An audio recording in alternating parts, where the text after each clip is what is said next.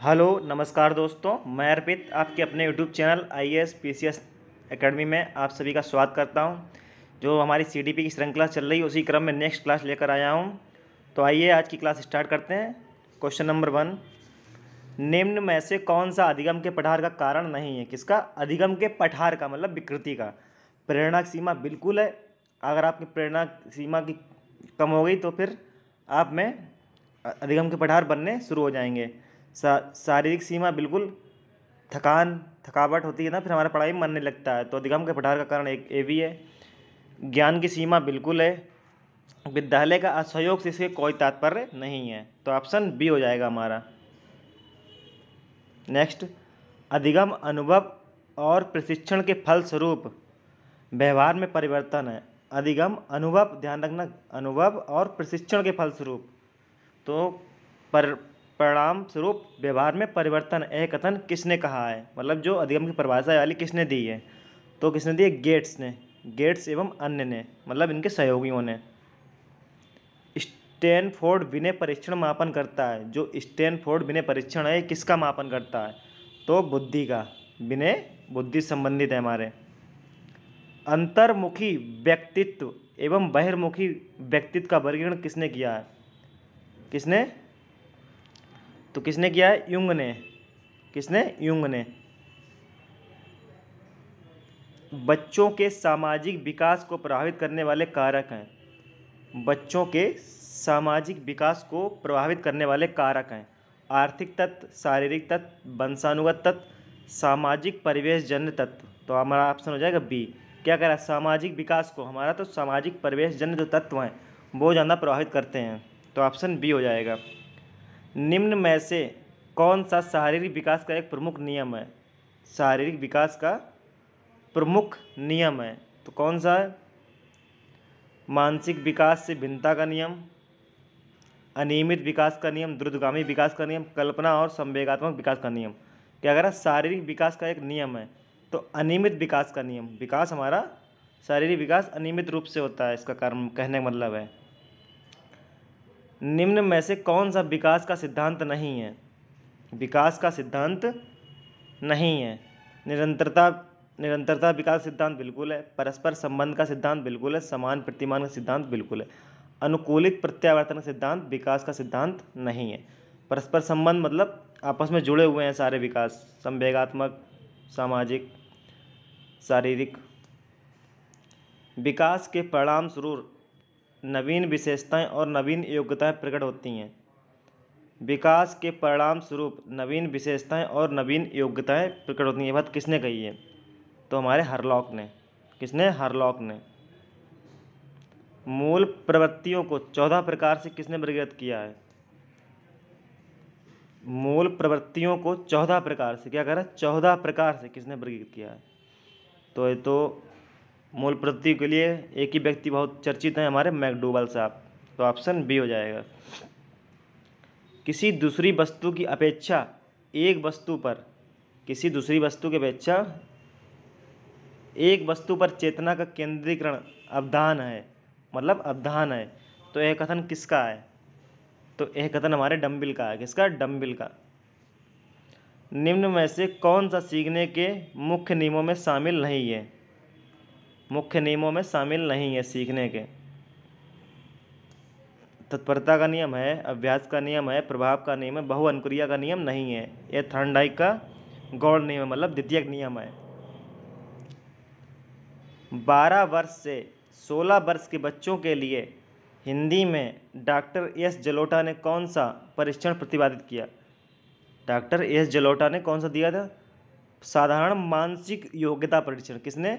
Doctor S Jalota ने जो बच्चों की परीक्षण किया था, किसका किया था? साधारण मानसिक योग्यता परीक्षण। बुद्धि के द्विकारक सिद्धांत का प्रतिपादन किया है। बुद्धि के द्विकारक सिद्धांत का प्रतिपादन किसने किया है? स्पीयरमैन ने। किसने? स्पीयरमैन ने। तो ऑप्शन बी हो जाएगा हमारा। क्या कह रहा है? द्विकारक। निम्न में से कौन सा युग्म सही नहीं है? कौन सा युग्म सही नहीं है? सीखने का उद्दीपक अनुक्रिया सिद्धांत। सीखने का उद्दीपक अनुक्रिया सिद्धांत किसने दिया है? थॉर्नडाइक ने दिया, सही बात है। सीखने का क्रिया प्रसूत अनुबंधन सिद्धांत बी.एफ. स्किनर, बिल्कुल। सीखने का क्लासिकल सिद्धांत पावलव। सीखने का समग्र सिद्धांत, सीखने का समग्र सिद्धांत किसने दिया है? बताइएगा कमेंट में। इनमें से किनका नाम सुजनन शास्त्र के पिता कौन है? तो हमारे सुजनन शास्त्र के पिता हैं गाल्टन। कौन? गाल्टन महोदय। निम्न में से कौन प्राथमिक समाजीकरण माध्यम है? प्राथमिक समाजीकरण बोला, प्राथमिक। तो सबसे पहले हम किस में जाते हैं? परिवार का है। बच्चा परिवार में ही आपस में बातें करता है ना, घुल मिल जाता है। सबसे पहले परिवार हो जाएगा। द्वितीय पूछे तो विद्यालय हो जाएगा। सृजनात्मकता मौलिकता परिणामों को अभिव्यक्त करने की मानसिक प्रक्रिया है। सृजनात्मकता मौलिक परिणामों को अभिव्यक्त करने की प्रक्रिया है, मानसिक प्रक्रिया है। यह कथन किसका है? क्रो एंड क्रो का। तो ऑप्शन डी हो जाएगा। विद्रोह की भावना किस अवस्था में होती है?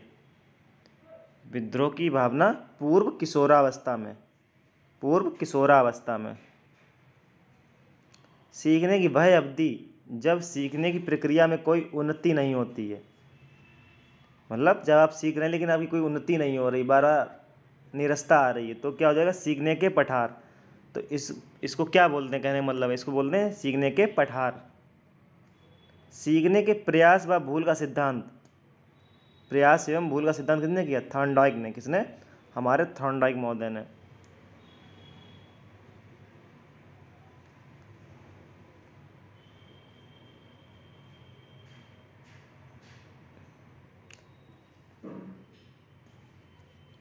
सामान्य संयुक्त कोशिका में गुणसूत्रों के जोड़े होते हैं। जो हमारी कोशिका है इसमें गुणसूत्रों के जोड़े कितने होते हैं? तो टोटल पूछे तो टोटल होते हैं 46, वैसे जोड़े पूछे तो 23। कोहलर निम्न में से किससे संबंधित हैं? कोहलर किससे संबंधित हैं? कोहलर ने क्या सिद्धांत दिया है? अधिगम का सिद्धांत। किसका? अधिगम का सिद्धांत दिया है कोहलर ने। ऑप्शन डी हो जाएगा। क्रिया प्रसूत अनुबंधन सिद्धांत के प्रतिपादन किया है। अभी पढ़ा था हमने क्रिया प्रसूत, किसने दिया है? तो क्रिया प्रसूत हमारा दिया है स्किनर ने। किसने? स्किनर महोदय ने। बुद्धि के तरल क्रिस्टलीय प्रतिमान के प्रतिपादक कौन थे? बुद्धि के तरल क्रिस्टलीय प्रतिमान के प्रतिपादक कौन थे? तो तरल किसने दी है? कैटल ने। किसने? कैटल ने। शिक्षण हेतु मानसिक उद्वेलन प्रतिमान का प्रयोग निम्न में से किसके सुधार हेतु किया जाता है? किसका? मानसिक उद्वेलन प्रतिमान किसके लिए सुधार किया जाता है? तो सृजनात्मकता के लिए।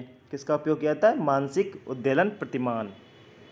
गोलमैन निम्न में से किससे संबंधित हैं? गोलमैन किसने? गोलमैन ने क्या दिया है? तो गोलमैन ने दिया है संवेगात्मक बुद्धि का सिद्धांत। किसका? संवेगात्मक बुद्धि। निम्न में से कौन शेष से भिन्न है? अधिगम के लिए अधिगम का सिद्धांत, समान अवयवों का सिद्धांत,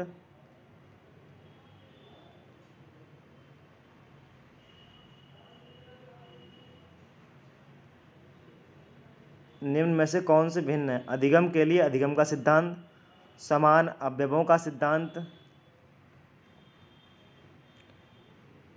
ड्राइव रिडक्शन सिद्धांत, सामान्यीकरण का सिद्धांत।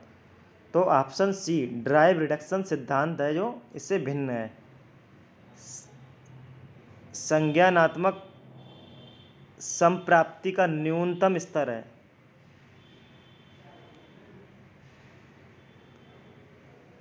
संज्ञानात्मक संप्राप्ति का न्यूनतम स्तर है। क्या स्तर है? ज्ञान। सबसे पहले होता है ज्ञान, तो सबसे ज्ञान, बोध, अनुप्रयोग, संश्लेषण, विश्लेषण। तो सबसे न्यून क्या हो जाएगा? ज्ञान हो जाएगा। एक बालक जो साइकिल चलाना जानता है मोटर बाइक चलाना सीख रहा है, यह उदाहरण है। एक बालक जो मोटरसाइकिल चलाना जानता है, क्या साइकिल चलाना जानता है, उसके बाद उसी से वो मोटर बाइक चलाना सीख रहा है, तो एक किसका उदाहरण है भाई, उसका विकास हो रहा है ना, पहले साइकिल फिर मोटरसाइकिल, तो क्या हो जाएगा, तो ऊर्ध्व अधिगम मतलब ऊपर का सीख रहा है ना, तो ऊर्ध्व अधिगम अंतरण का सिद्धांत हो जाएगा। निम्न में लिखित में से संरचनाओं में से शिक्षा का अधिकार अधिनियम 2009 किसकी वकालत करता है? शिक्षा का अधिकार अधिनियम 2009 किसकी वकालत करता है? तो समावेशी शिक्षा का। उसमें कहा गया समावेशी शिक्षा एक साधन है शिक्षक के लिए, ना कि संकट, मतलब एक तरीके से दुविधा नहीं है, वो बच्चे के लिए एक शिक्षक के लिए साधन है। सब विभिन्न संस्कृतियाँ जानने का मौका मिलता है इससे बच्चों को। तो ये हमारे 30 क्वेश्चन थे, काफ़ी अच्छे क्वेश्चन थे, आप देखिए इनको करिए और अपना स्कोर जांचिए। और परीक्षा बहुत जल्दी एक एक दिन कम होता जा रहा है, पास आती जा रही है, तो आप लोग अपनी तैयारी जारी रखिए। जय हिंद, धन्यवाद, वंदे मातरम। और चैनल को सपोर्ट करते रहिए।